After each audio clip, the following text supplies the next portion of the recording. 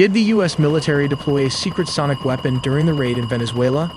According to witnesses on the ground, the operation began with an unexplained radar blackout, followed massive drone swarm and the sounds of helicopters. Despite being outnumbered 5-1, the small U.S. Special Forces team faced less resistance.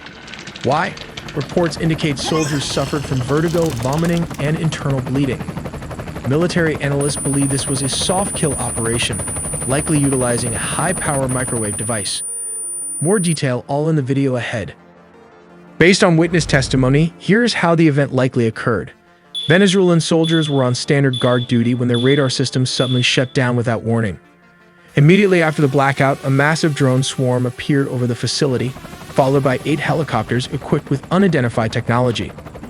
A 20-man team of Delta and Special Forces operatives deployed from the helicopters. The encounter took a mysterious turn when the defending force of 100 soldiers reportedly froze, leaving them unable to compete with a smaller elite team. Witnesses noted that the Delta Force operatives fired with impossible precision, estimating a rate of fire near 300 rounds per minute per soldier. It is theorized that Black Hawk helicopters were used to deploy this capability, utilizing disc-shaped radar attachments to launch a directed beam at the opposing troops. They reported internal trauma. They suffered immediate vestibular incapacitation, meaning a total loss of balance and paralysis. Some even reported bleeding from the nose and vomiting blood, symptoms consistent with internal hemorrhaging. While the Pentagon hasn't officially disclosed the specific hardware, military experts often call this a soft kill system. So how does it actually work? To understand the weapon, you first have to look at what it did. The most likely candidate for a weapon that creates that kind of internal pressure without external sound is a high-power microwave device. It relies on something called the Fray effect. The weapon, probably carried by a Chinook or a Black Hawk helicopter, fires a focused beam of pulsed microwave energy, not sound waves, that passes right through the skull. These beams are absorbed by the water in the brain tissue and the fluid in the inner ear. This energy causes a minuscule rapid heating of the tissue, less than 1 degree Celsius. But that tiny sudden expansion generates a pressure wave inside the skull. The consequence? The target hears a sound, clicks, buzzing, or a roar that originates inside their own head, bypassing the eardrums entirely. If the frequency is tuned to the resonance of the inner ear, it violently disrupts the body's balance, causing immediate vertigo. At higher power levels, that rapid tissue expansion can rupture capillaries, leading to the reported nosebleeds and internal trauma. There is another possibility, a weaponized infrasonic pulse emitter. Instead of a continuous beam, this device would fire high-intensity slugs of low-frequency air pressure below 20 Hz. These waves travel through the body to match the resonant frequency of internal organs like the stomach or lungs. High-intensity infrasound can actually cause cavitation, the formation of bubbles in bodily fluids. When those bubbles collapse, they create tiny shock waves that damage tissue. The target feels an intense vibration in their gut, leading to severe nausea and effectively paralyzing them with pain and sickness. Tactically, the reports suggest U.S. forces use this technology as the ultimate force multiplier. The result was that the hundreds of Venezuelan guards mentioned in the reports weren't fought in a traditional gun battle. They were incapacitated, sick, dizzy, and bleeding, long before U.S. troops made contact. This allowed a small team of approximately 20 operators to walk virtually unopposed through a much larger force. But that's not it. The U.S. military has another secret weapon. Analysts called it the Iron Dome of the Caribbean. They said the airspace over Venezuela was impenetrable, locked down by the Russian-made S-300 anti-system, a beast capable of swatting aircraft out of the sky from 150 miles away. But in the dark night, the myth of invincibility didn't just crack, it evaporated. The opening salvo didn't come from pilots, but from physics. The U.S. Gerald R. Ford, stationed off the coast, unleashed a barrage of electronic warfare so dense it didn't just jam the Venezuelan radar screens, it burned them white.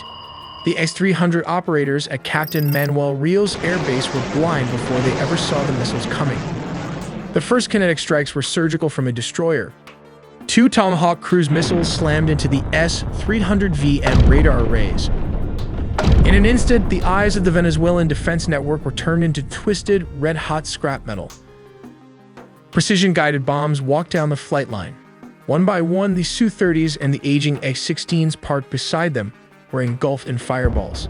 7 jets were erased before their pilots could even reach the ladders. It wasn't a dogfight, it was an execution. But the final blow was psychological. At 4:20, the roar of jet engines shook the windows of downtown Caracas. The target was Fort Tuna, the headquarters of the Ministry of Defense and the nerve center of the regime's military command. The strikes didn't level the city, they decapitated the leadership's ability to communicate. As smoke billowed from the ministry buildings, the message was clear to every commander on the ground: you are alone. You are alone and that no help is coming. But all of this is just a deception. The main target is none other than the president. We finally have the declassified timeline of how US forces breached the heart of Caracas and extracted Nicolás Maduro. Let's start with step 1. The setup. This didn't happen overnight. For months, the US had been tightening a naval quarantine around Venezuela. The US Gerald R. Ford Carrier Strike Group and the US Iwo Jima Amphibious Ready Group were parked off the coast. The pretext was clear.